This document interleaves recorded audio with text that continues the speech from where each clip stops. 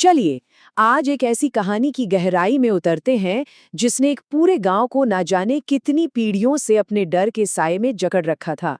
ये कहानी सिर्फ डर की नहीं है, ये याददाश्त की है, और एक ऐसे नायक की जिसे सब भूल गए थे।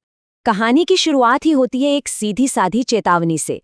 ये कोई मामूली सलाह नहीं है, ये एक तरह का हुक्म है जो किसी बहुत बड़े छिपे हुए खतरे की ओर इशारा कर रहा है। सुनते ही एक टेंशन और रहस्य का माहौल बन जाता है। तो ये जो शुरुआती चेतावनी है ना, ये सिर्फ एक भूत की कहानी का माहौल नहीं बना रही। असल में ये हमें एक ऐसे समाज की तस्वीर दिखाती है जो एक अनजाने डर के साथ जी रहा है। ये डर उनकी रोजमर्रा की जिंदगी का, उनकी पहचान का एक हिस्सा बन चुका है।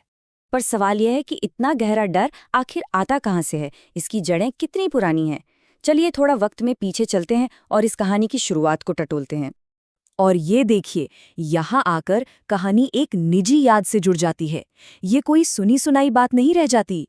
ये एक जीता जागता डर है जो एक पीढ़ी से दूसरी पीढ़ी तक पहुंचा है, और यही बात इसे और भी ज्यादा असली और कह सकते हैं भयानक बना देती है। 50 साल, जरा सोचिए। 50 साल एक बहुत लंबा वक्त होता है। इतना लंबा कि कोई भी कहानी, कोई भी डर किसी समाज के दिलो दिमाग में अपनी जड़ें इतनी गहरी जमा सकता है कि वो सच लगने लगे।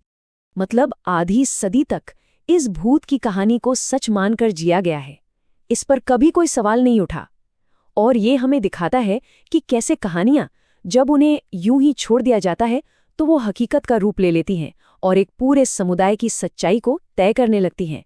लेकिन क्या हो अगर वो कहानी जिस पर हर कोई आंख बंद करके यकीन करता आया है, वो सच हो ही ना? बस यही एक सवाल। इसमें इतनी ताकत है कि ये सब कुछ बदल सकता है।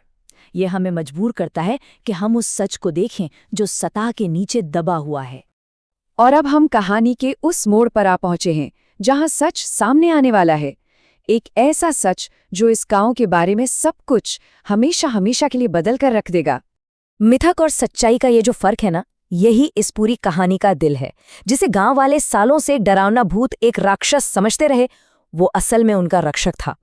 ये डर से वीरता तक का एक, कह सकते हैं कि एक चौंकाने वाला सफर है। बस ये एक लाइन और 50 साल से बना हुआ डर और अंधविश्वास का वो पूरा किला एक पल में ढह जाता है। ये वो लम्हा है जो इस गांव के इतिहास को फिर से लिखने वाला है। तो आखिर कौन था ये माधव? कोई भूत या कोई साया नहीं, बल्कि एक ऐसा इंसान जिसका साहस उन डरावनी कहानियों से कहीं ज्यादा बड़ा था जो उसके बारे में सुनाई जाती थी। उसके आखिरी पल कोई श्राप नहीं, बल्कि एक निस्वार्थ बलिदान की कहानी थे। सोचिए, उसने अपने गांव को, उसके बच्चों को बचाने के लिए अपनी जान तक दे दी, और बदले में उसे क्या मिला? गलतफहमी और डर का तमगा।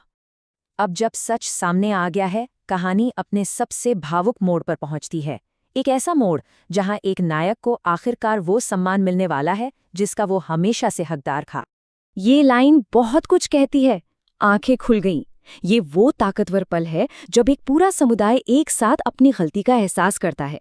ये सिर्फ सच का पता चलना नहीं है, ये एक तरह से पछतावा और समझ की एक नई सुबह है। आखिरकार जब उसकी असली कहानी सबने जान ली, तो माधव को वो शांति मिली जो उसे इतने सालों से नहीं मिली थी।